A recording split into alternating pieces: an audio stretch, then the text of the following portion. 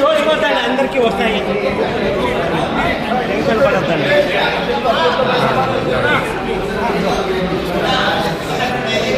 ఏ camera అయ్యో Nagendra cut చేస్తాం అతను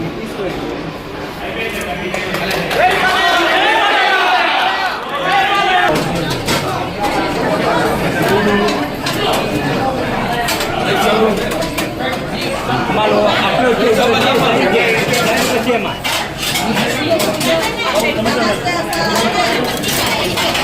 మనం వచ్చేస్తే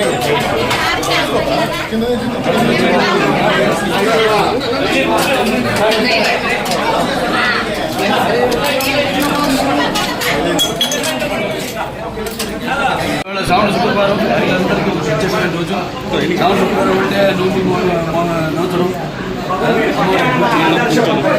అలాగే ఈరోజు నిన్న స్వాతంత్ర దినోత్సవం రోజు అక్కడ మా బసవతారక ఎండోమెట్రిక్ క్యాన్సర్ హాస్పిటల్ ఏదైతే అమ్మగారి పేరుతో ఉందో అండ్ రీసెర్చ్ ఇన్స్టిట్యూట్ హైదరాబాద్లో మేము అక్కడ జెండా ఎగురవేయడం జరిగింది. ఎందుకంటే నేను ఇక్కడ కావడం ఇవాళ నాన్నగారి పేరుతో నిన్న అమ్మగారి పేరుతో ఉన్న ఆసుపత్రిలో జెండా చేయడం ఇవాళ అనుకోకుండా ఇక్కడ అన్న క్యాంటీన్ అంటే ఏదైతే అన్న అంటే ఎవరు ఇంకా ఎంత మరి తారక రామారావు ఆయన ప్రారంభించడం జరిగింది. అక్షయ పాత్ర వారు ముందుకు వచ్చారు, వాళ్ళతో టైఅప్ అయ్యి ఈ యొక్క అన్న క్యాంటీన్ ప్రారంభించడం 5 రూపాయలకి టిఫిన్ కానివ్వండి, మధ్యాహ్నం లేకపోతే రాత్రి భోజనాలు కానివ్వండి. అలాగే ఇప్పుడు నిన్న గుడిపేటలో ఆయన ఒక ప్రారంభించడం జరిగింది ఒక అన్న క్యాంటీన్. ఇవాళ రాష్ట్రం మొత్తం 100 క్యాంటీన్లు, 99 క్యాంటీన్లు ఇవాళ ఈరోజు అంటే 99 100 క్యాంటీన్లు. ఇంకా అంచెల వారీగా రాష్ట్రం అంతా కూడా ఈ యొక్క విస్తరించి ఈ యొక్క అన్న క్యాంటీన్ని ఎలాగైతే పూర్వం అలాగే ఈ అన్న క్యాంటీన్ని నడపడం జరుగుతుంది.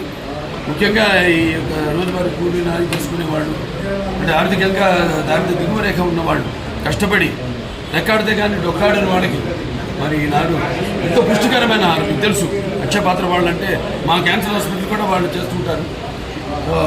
వాళ్ళ ఎంత నాణ్యంగా ఉంటుందో వాళ్ళ అలాగే ఎంత పౌష్టిక ఆహారం. 2 నీరు, అది ఆహారం, అన్న క్యాంటీన్లు, నీరు. మరి ఈనాడు హెచ్ఎన్ఎస్ఎస్ ద్వారా వెల్లపల్లి ద్వారా మనం నీళ్ళు అందించడం జరిగింది. అన్ని చెరువులు కూడా డైరెక్ట్గా హిందూపురం పట్టణానికి ఈ యొక్క దారిని సమస్యలు తీర్చాము. అలాగే ఇంక ముందు ఇంకొన్ని పనులు ఉన్నాయి. మీరు చేసుకున్న అదృష్టం మళ్ళీ మీరు తిరిగి తెలుగుదేశాన్ని పార్టీని అధికారంలో తీసుకురావడం. సో ఇవాళ అన్ని పనులు చంద్రబాబు నాయుడు గారికి మన హిందూపురం అంటే ఒక ప్రత్యేకమైన అభిమానం. వెంటనే ఆసుపత్రి కూడా డెవలప్ చేయాల్సింది ఉంది. కలెక్టర్ గారి చైర్మన్ దానికి మొత్తం మాకు నేను వైస్ చైర్మన్, మిగతా మెంబర్స్ ఉంటారు. వాళ్ళందరికీ కూడా చర్చించి మేము కావాల్సినవన్నీ కూడా మేము లిస్ట్ తీసుకోవడం జరిగింది. ఏం పరికరాలు కావాలి, ఏమున్నాయి, ఏవి తగినంత సిబ్బంది లేకుండా ఎందుకు అవి పనికిరాకుండా ఎందుకు పనికిరాకుండా పోయినాయి, వాడకుండా పోయినాయి, అవన్నీ కూడా చర్చించడం జరిగింది. అవి కూడా త్వరగతిని అన్నీ కూడా భర్తీ చేసి పూర్వ వైభవం మన ఆసుపత్రికి కూడా తీసుకొస్తాం. కలెక్టర్ గారికి ఈ సభాముఖంగా నా ధన్యవాదాలు తెలియజేసుకుంటున్నాను. అడ్వాంటేజ్ ఉంది అక్కడ మనకి ఎయిర్పోర్ట్, బెంగళూరు ఎయిర్పోర్ట్ ఉంది.